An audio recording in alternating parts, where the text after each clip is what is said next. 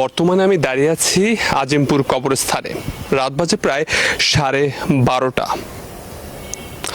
এখানে আসার উদ্দেশ্য হলো মানুষকে আসলে কিছু বার্তা দেয়া, তাদেরকে আসলে জীবনের বাস্তবতা সম্পর্কে কিছুটা ধারণা দেয়া।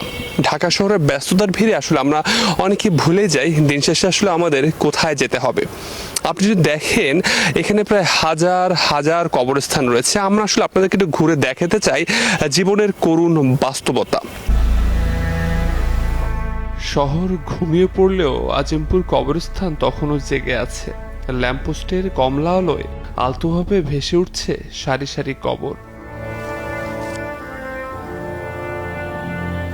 চারিদিকে নিস্তব্ধতা, বাতাস খুব হালকা, যেন শব্দ করতে ভয় পাচ্ছে।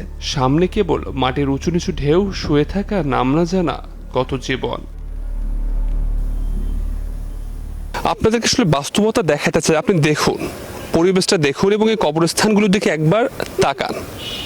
এদের কিন্তু প্রিয় মানুষ ছিল, বন্ধু ছিল, কত আত্মীয় স্বজন ছিল। কিন্তু আজ দেখুন, এই রাতের বেলা গভীর অন্ধকার, এদের পাশে কিন্তু কেউ নেই।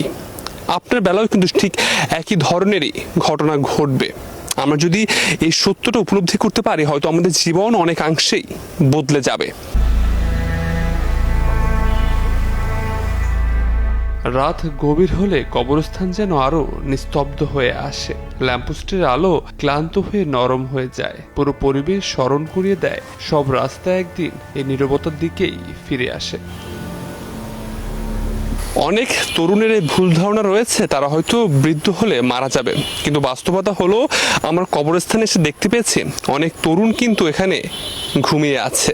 তারা কিন্তু চলে গেছে পৃথিবী ছেড়ে। এবং আপনি দেখেন আমার সামনেই কিন্তু একটি কবর রয়েছে, যেখানে আমাদের মতো তরুণী কিন্তু ঘুমিয়ে আছে চিরনিদ্রায়।